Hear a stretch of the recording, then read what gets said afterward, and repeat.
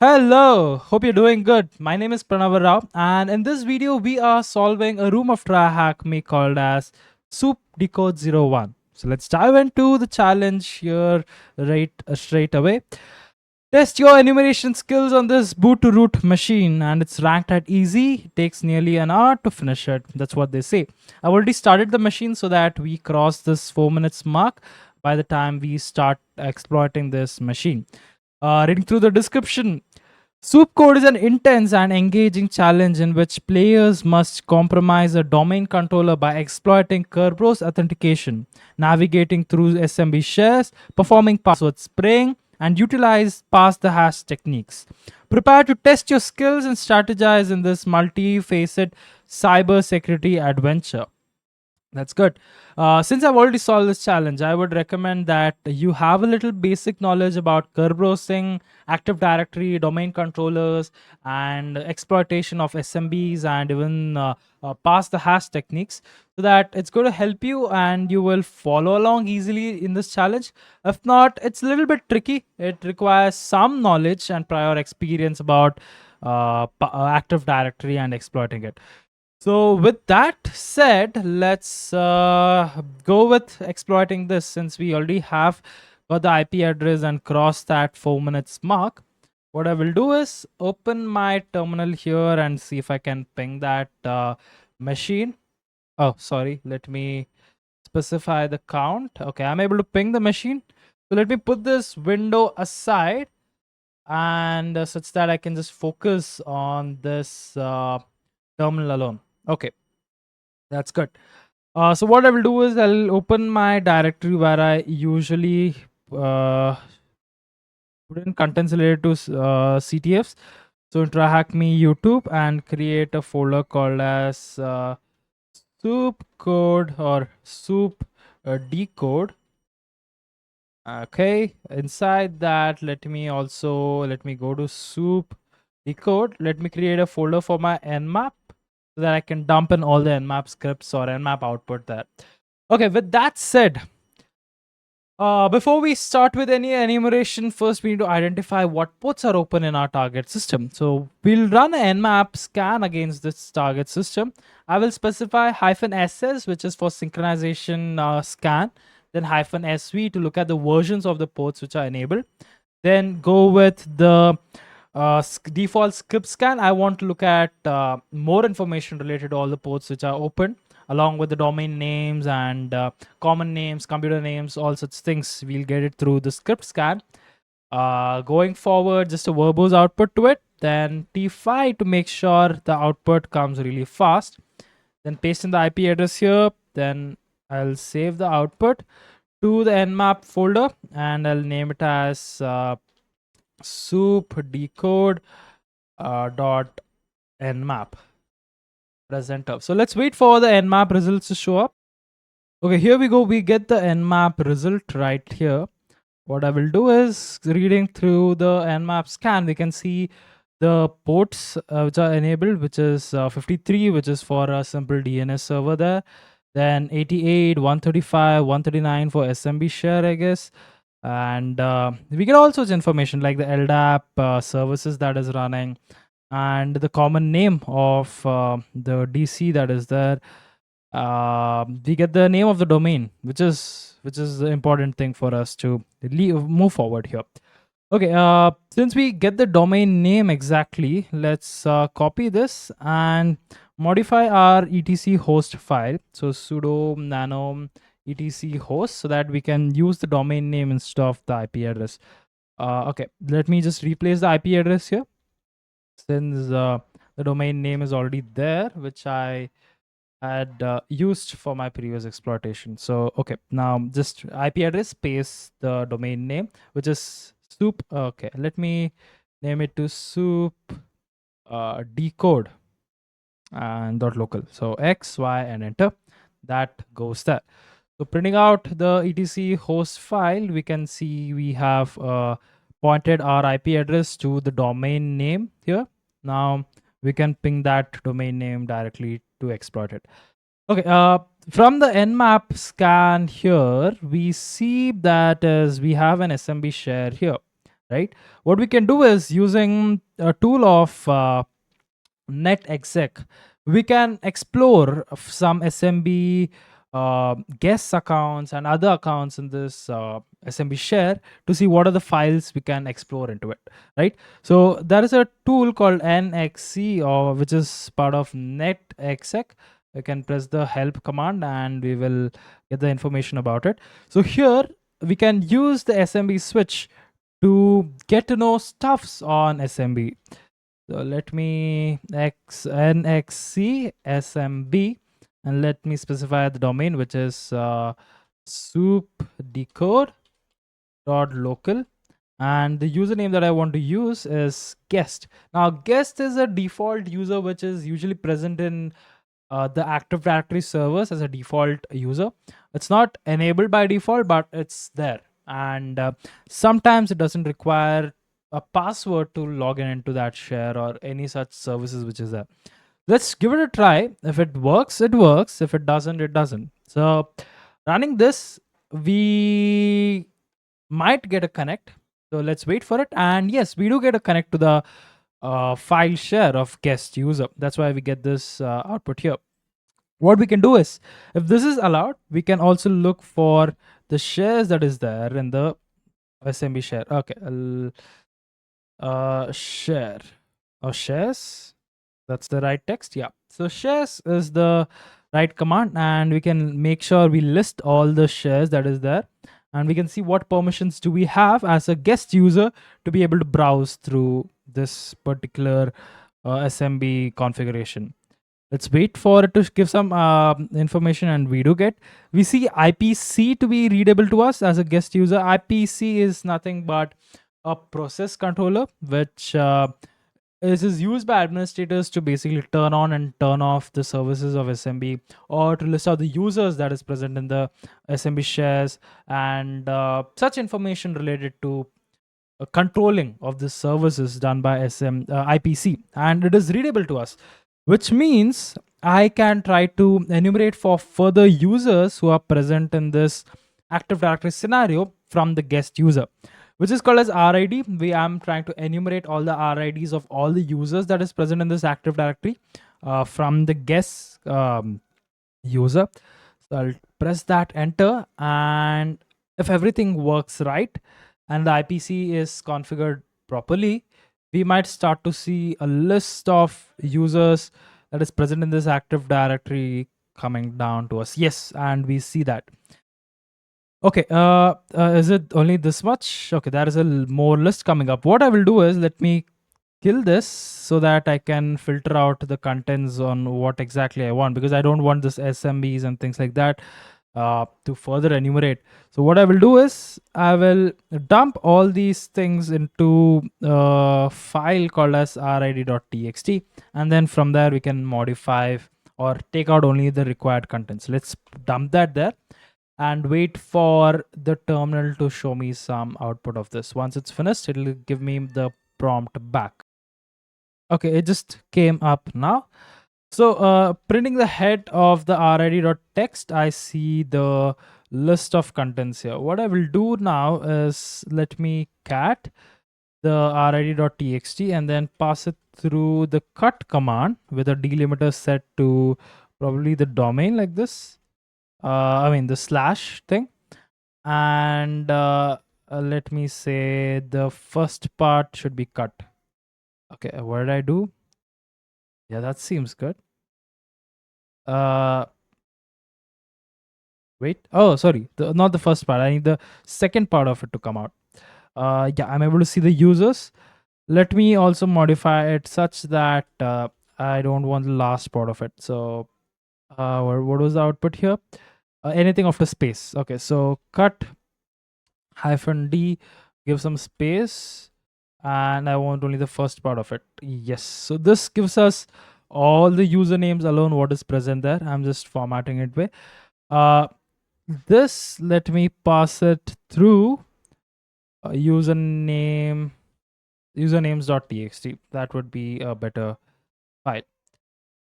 Okay, we have usernames.txt. Let me open it through Vim and do some modifications. So I don't need this SMB thing, not the guest, not the enterprise. Administrator is fine. Guest is fine. GT, that's not required. Domain. Let's remove all these things. Again, group, read only. Keys, enterprise, RSA allowed. Denied. I don't know what is that. Okay, DC C0, that's fine. So let's keep that.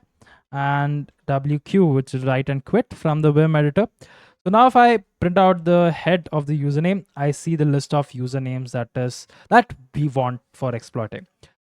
Okay, now that we have got the list of usernames by roasting into this by the RIDs, we need to make sure to see what all are next possibilities that we can do. Now, I went down the road of trying to compromise the passwords of these users, trying to pass them to RockU and all those things, but that ended up nowhere. So the another best and sometimes a vulnerable feature or vulnerable security part of authentication is that most of the time, including me, I set the username and password as something similar just for the purpose of testing, or you'll have some dummy accounts like that. So for example, you might keep admin or root as authentication. So that's what I did here, which is to run through the SMB share to see what users that we found from this list of usernames has a valid credentials that we can try to enumerate further.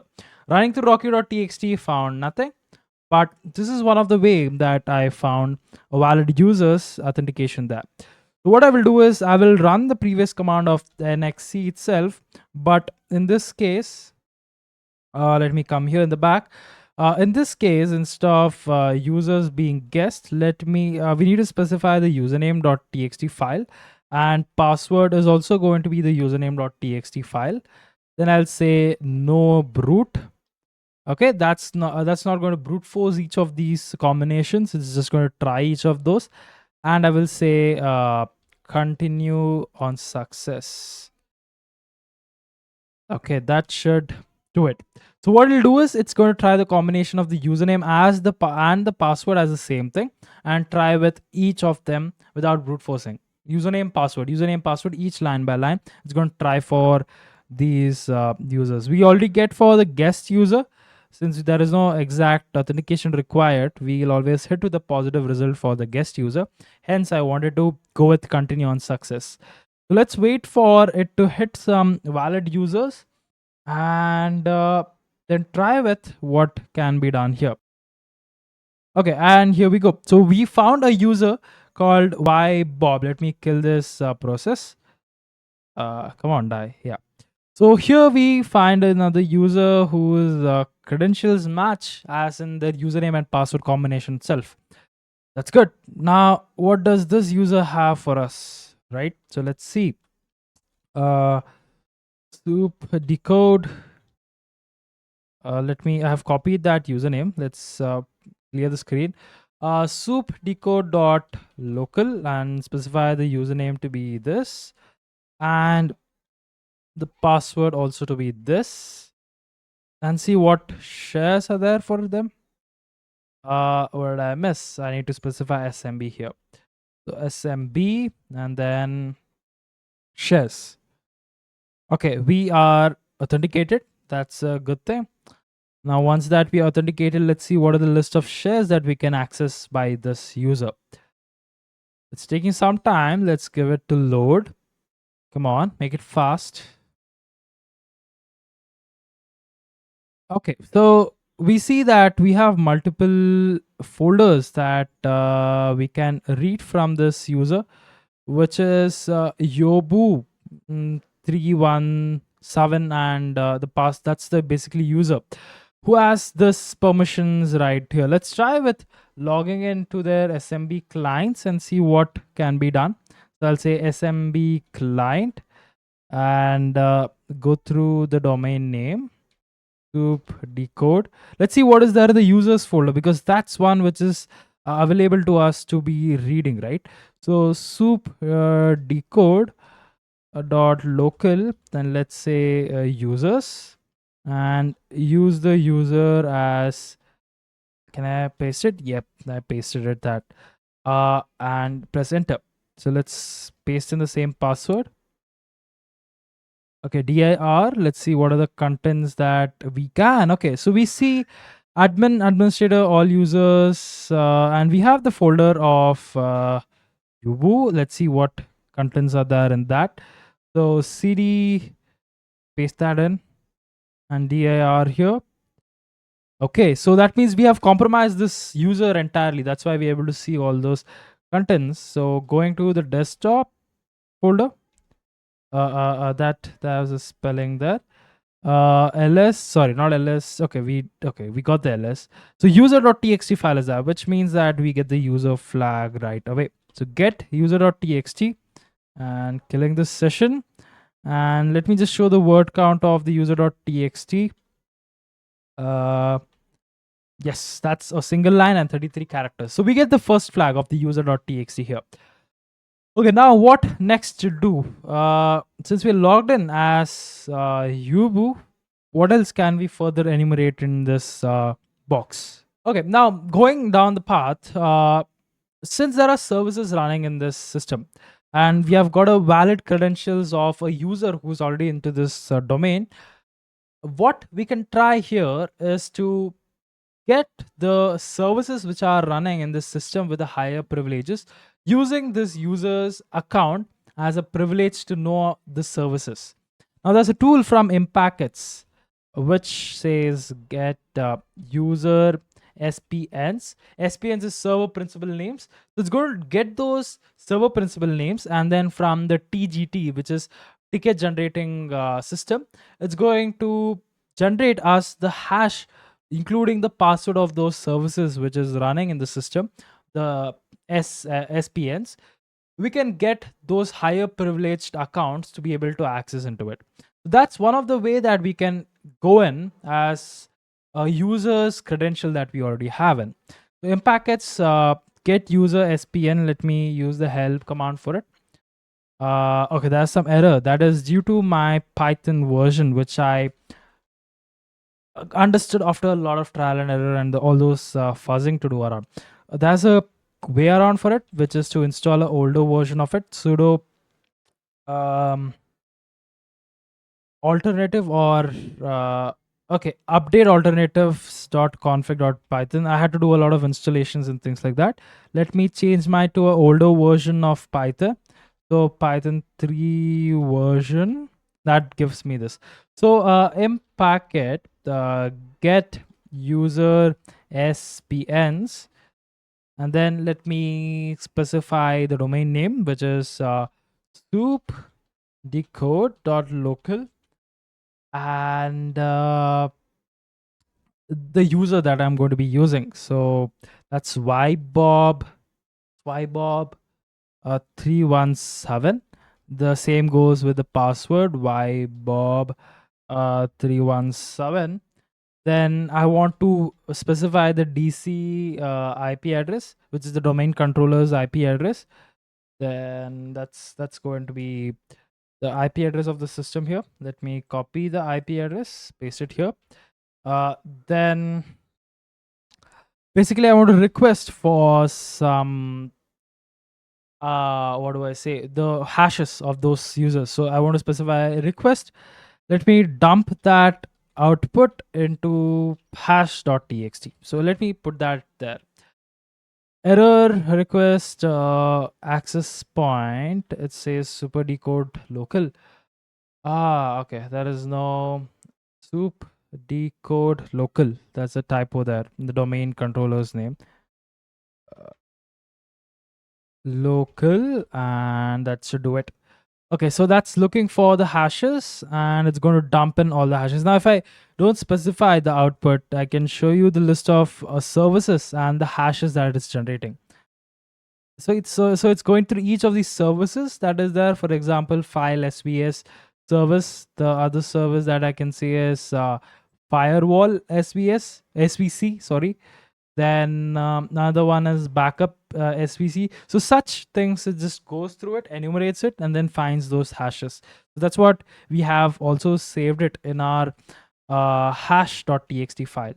So with this hashes, what I can do is try to run them through hashcat and see what are the possible places that I can get the password of these hashes if there are any weak passwords that is saved. So hashcat, let me spell that right. Hashcat. Then I'll say hashes.txt, the location to my rocky.txt file, Pranava, then tools, fuzzing list, rocky.txt. Now, earlier you had to specify the attack mode and then the hash types, but now that's not required. Hashcat identifies itself those contents.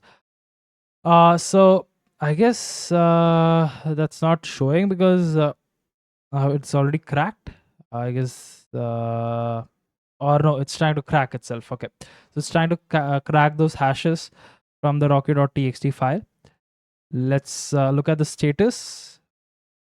It's still running. So let's stay some patient. It is not nowhere showing me any error that I've cracked it earlier. No. What is the status now? It's running. It's still in 77% for some reason. Just stuck there. Okay, we get a password here. So we get of file svc to be present here, and the password is password123. And yeah, that just finished. Okay, workload adjusted. Fine. So we get the password of this hash along with the user file svc. What can we do with this? Is let me copy the IP address again. Look at what are the services that are running here that I can try to exploit, or what are the shares that is enabled that I can see in this. So NXCs, then SMB, then I'll specify the domain, which is soupedecode.local. Then go with the username, which is this, and the password123, then the double quotes, sorry, the single quotes, and what are the shares that is enabled here? Let's go through that. Oh, okay. I need to change my Python version. So sudo update alternative set to 1. Then run this code again. That's a lot of issues with this. So Python version, something related to that. I'm not sure. I'm seriously, I don't know about it. Okay, so we are logged in as this valid user. And then now we are looking at the shares that is enabled for us to view in. Let's give it a couple more seconds to load. Yeah, that's good. Now we see we have the backup folder to be enabled to us, which we can read. Nice, that's interesting. Backup is one of the folders that I keenly love to see. So SMB client, and then say soup the code dot local, and then go with the user, no, the folder backups. Was it backup or backups? Let me just see that. Backup. Okay. So backup. Then the user that I'll specify is this one. Press enter. SMB client. What happened? What is hyphen? Oh, sorry. The capital U. That should do it. Then password. Oh, did I just misspelled it? Okay, hopefully that's the right thing. Okay, we get the access there, and we see backup extract.txt. Let me get that into my local system here. Press enter, then exit from this. So cat backup extract.txt. Okay, this looks like an LTM hash to me, because that's how LTM hashes look like, with the username here and the hash right here at the end. What we can do further is use these hashes, because I might not be able to crack these hashes as specific, but I can pass these hashes to authenticate myself into any file share or anything like that. So what I will do here is I will separate these contents. So let me print out that once again, and let's say cat backup dot that file. Then let me just cut that, right? So let me cut with a delimiter, and let me cut it till this one. Let me put in quotes there. I want just the first part of it. That should go to ntlm users.txt. I hope that's the right syntax. Oh, sorry, I forgot to mention the file name. I'm sorry. I want this to be extracted from backup, backup.extract.txt file. But now this should do it. Yes. So carrying out ntlm users.txt, we get the usernames of the ntlm extract here, and I want the hashes there. So I'll just modify this to the fourth part of the same delimiter, which is first part, this is the second part, this is the third part, and this is the fourth part of the same delimiter. Then pass it to ntlm hash.txt and printing out that print out cat ntlm hashes. That's good. Okay, now I am not sure which user to exactly use, right? I can't exactly just pass in the contents like that. What I will do is, let me run through the same thing. NXC. Okay, I need to modify the Python version once again for it. Let me go to this and yeah, NXC. Then I will say soup decode dot local, and this time pass it with the ntlm. Doesn't that exist? Oh, sorry, I forgot to specify smb here. So smb, then say ntlm users.txt, and then specify a hash of ntlm hash.txt. Then look at all the shares, or look at some valid users. Basically, that's what I want to do. I want to specify no brute. I don't want to brute force on these things. Let it just run through each of these commands. No brute. So let's see which of these users are actually valid for smb share. That's what we are doing here. I missed that step. Yeah, now let's see whose hashes really match. Okay, so we get the hash of file server to be matching here. So let me copy that file server. Now let me update this thing of the version. Yep, here to 0. Yeah, that's to 0. Then since I've already copied it, what I will do is now run through impacket smb exec. Then I will say the username, that is file server. Let me put that in single quotes. There's some issue with the quotes also here. So paste that in quotes at the domain name, which is soup decode dot local, and pass it through the hashes, which is ntlm. Oh no, I should have copied the hash here, right here. Let me just copy this hash of that specific user. Put that under quotes, and I guess that's it. Press enter. So that access denied has been granted those access rights. What did I do here? File server. Oh, I misspelled the username here. File server, and then the dollar symbol. That's good. Then paste that in. Let me see if I'll get some access back. Some command line back. Come on, come on, come on.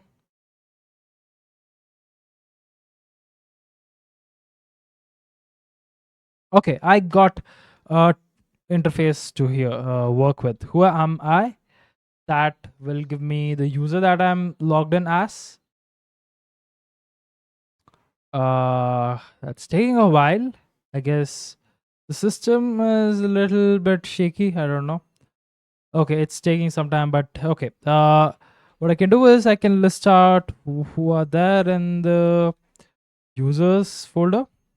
TARC users, which users are present in the system, and then try to go further with it. Let's see. Let me get some output from here. Okay, I see administrator, which is the highest privileged user to be present. Let's use that account and see what else can we do. Users, administrator.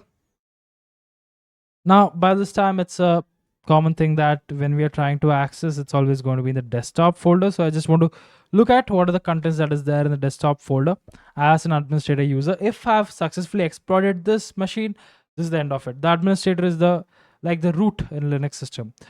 So let's see if you're able to access the desktop system. And yeah, we're able to see the root.txt file. What you can do is you can type the command type and specify the location. I'll not print out the uh, what do I say, the root.txt file.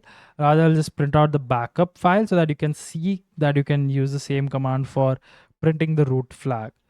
Administrator, then say desktop, then backup. I don't know what is there in that file, but just printing it out.